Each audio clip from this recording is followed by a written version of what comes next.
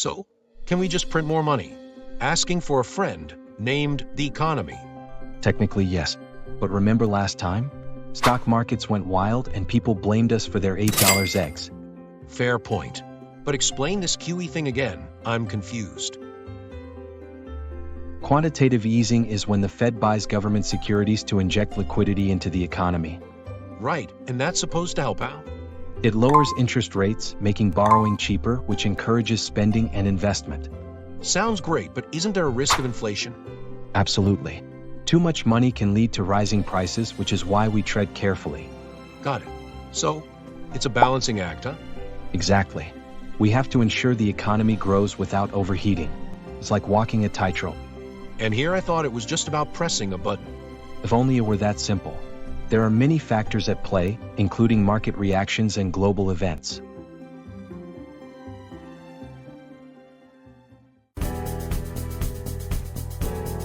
All right, so the president wants to know if we can just print more money.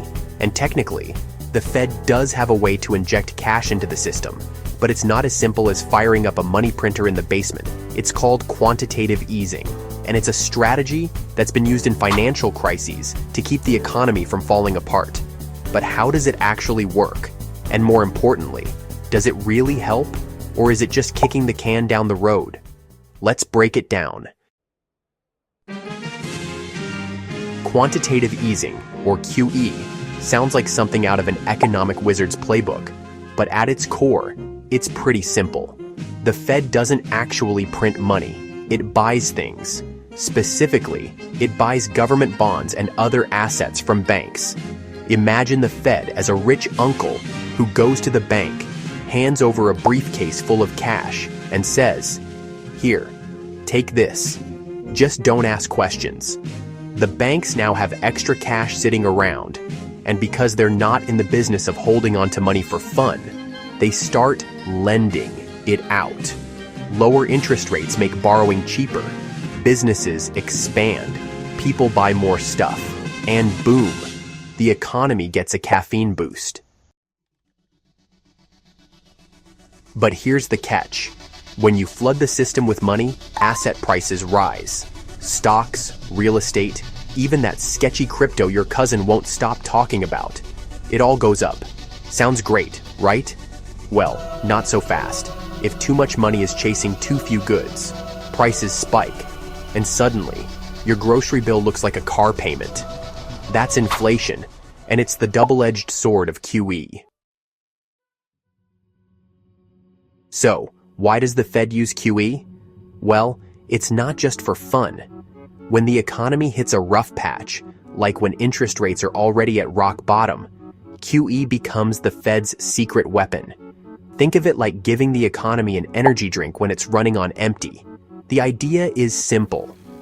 Get more money circulating, and hopefully, businesses will invest, hire, and people will spend.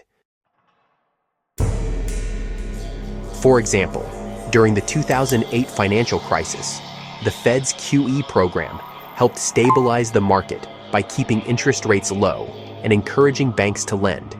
It was like trying to stop a flood with a garden hose. But hey, it worked. Sort of. But when the Fed uses QE too much, it risks distorting the economy. Asset prices can spiral, and people with money tend to get richer, while everyone else sees their expenses go up. Not exactly a perfect system. Alright, we've given you an idea of what QE is, but let's talk about how the mechanics actually work. Because trust me, it's not as simple as just pressing a giant print button. Think of the economy as a giant, slow-moving train. When it starts losing speed, the Fed needs to get it going again. But instead of shoveling coal into a steam engine, they pump money into the financial system. And they do it in a way that doesn't involve actually printing dollar bills. Here's how. The Fed buys government bonds and other financial assets from banks. Imagine you own a collection of old baseball cards, and suddenly a billionaire shows up and says, "I'll buy them all at a premium." You're sitting on a pile of cash now, but you're not just going to let it gather dust. You'll probably go spend or reinvest it. The same thing happens with banks.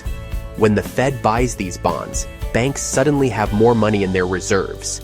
And banks don't like money just sitting around. They want to lend it out. The idea is that with all this fresh cash, loans become cheaper, businesses expand, and people start spending more.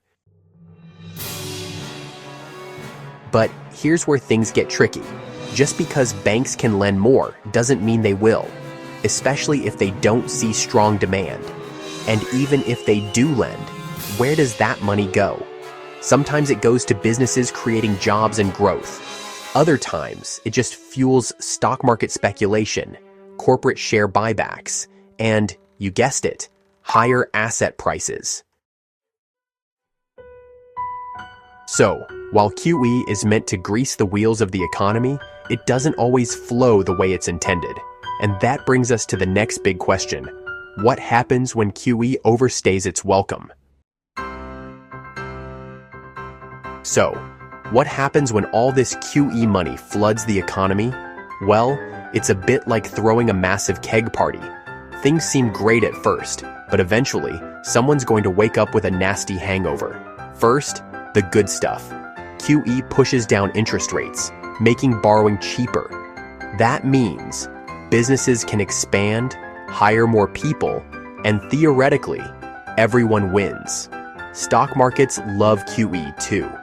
Investors see all this extra money floating around, and suddenly, they feel a lot braver about buying stocks, real estate, and, yes, even speculative assets like NFTs of cartoon monkeys. But then comes the downside. Asset bubbles. When money is too cheap and too abundant, people start making risky bets. Housing prices skyrocket, the stock market surges, and suddenly, everyday people can't afford homes because hedge funds are outbidding them with mountains of cheap money. And then there's inflation. If too much money is chasing too few goods, prices rise. Groceries, rent, gas, everything gets more expensive. And if inflation gets out of control, the Fed is forced to hit the brakes, often by raising interest rates, which can slow down the economy or crash it. So, is QE really a magic trick, or is it just delaying the inevitable? Well, history has some answers, and trust me, you'll want to hear them. Now, let's talk about the pros and cons of QE. Because, like that all-you-can-eat buffet, just because you can doesn't mean you should. The good stuff first. QE has saved the economy from total disaster more than once. In 2008, when the financial system was on life support, QE helped keep credit flowing, prevented bank failures, and kept the economy from completely collapsing. Fast forward to 2020, and QE helped stabilize markets during the pandemic when everything was shutting down.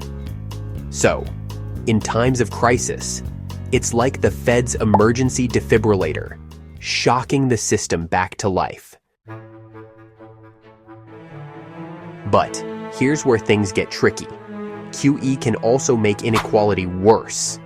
When the Fed pumps money into the system, it inflates asset prices, stocks, real estate, and anything the wealthy already own. If you've got investments, great. But if you're just trying to buy your first home or keep up with rising costs, QE can make life even harder. Then there's the risk of addiction. Once markets get used to cheap money, they expect it. Every time things start to wobble, they scream for the Fed to intervene. It's like a kid who gets candy every time they cry. Eventually, they stop eating real food and demand Skittles for dinner. So, QE isn't free money. It comes with strings attached. The real question is, has the Fed gone too far? Or is it the only thing keeping the economy from falling apart? Let's take a look at history and see what we can learn. History is full of examples of quantitative easing, some that worked, and others not so much. Each of these events deserves a deep dive of its own, which we'll definitely cover in future videos. But for now, Here's a quick summary. First stop, the United States, 2008. The financial system was in meltdown mode. Banks were failing left and right, and people were this close to stuffing cash under their mattresses. The Fed rolled out quantitative easing to keep credit flowing, and it worked. Markets stabilized, and the economy slowly recovered. But it also fueled one of the longest bull markets in history, making the rich even richer. Next stop, Japan. If quantitative easing were a sport, Japan would be the undefeated champion. They've been using it since the 1990s to fight deflation. The result? Their stock market never quite recovered. Economic growth has been sluggish, and yet they keep going back for more. It's like using the same broken umbrella in a storm and hoping this time it'll work. Final stop, the COVID-19 era. Central banks around the world unleashed a quantitative easing tsunami to prevent an economic collapse. It worked, until inflation reared its ugly head. Trillions of dollars flooded the system, supply chains broke, and suddenly, everything from gas to groceries cost more. Turns out, there is such a thing as too much money. So, what's the lesson? Quantitative easing can keep the economy afloat, but if you use it too often, you risk creating asset bubbles, inflation, and an addiction to easy money. Which brings us to the big question. Is the era of quantitative easing over, or is the Fed going to hit the print button again? So, is the era of quantitative easing over, or are we just taking a break before the next round of money printing? Well, that depends on how much economic pain the Fed and the public are willing to tolerate. Right now, inflation is still a major concern, and central banks are shifting from money printer go breer to interest rates go up. Instead of pouring money into the system, the Fed is now trying to pull it back by selling bonds and raising interest rates. This is called quantitative tightening, basically QE's responsible older sibling who just showed up to clean up the mess. But here's the problem. If the economy slows down too much, the Fed might have to bring QE back. History shows that whenever the economy stumbles, the temptation to hit the money printing button is just too strong. So what's the future of QE? Some economists think we're done with it for a long time. Others believe it's just a matter of time before another crisis forces the Fed to intervene again. Either way, the big question is, can the economy survive without easy money? One thing's for sure. If the past is any indicator, the Fed will have to make some tough choices. And when that moment comes, we'll be right here, breaking it all down for you. So, after all this, one big question remains. Was quantitative easing a brilliant economic tool, or did it just make things worse? On one hand, QE has helped prevent economic collapses, kept credit flowing, and stabilized financial markets in times of crisis. Without it, the 2008 crash and the COVID recession could have been even worse. But on the other hand, it's contributed to rising inequality, inflated asset bubbles, and made the economy more dependent on cheap money. And now, as we enter an era of higher interest rates and quantitative tightening, what happens next? Will we see a return to QE when the next crisis hits, or is this the beginning of a new, more disciplined economic strategy? What do you think? Is QE a necessary evil, or did the Fed overdo it? Let us know in the comments. And if you want to keep unraveling the mysteries of money, finance, and economics, subscribe to Economics Simplified and hit that notification bell. Because let's be honest, when the next financial crisis happens, you'll want to know exactly how the Fed plans to fix it, or make it worse.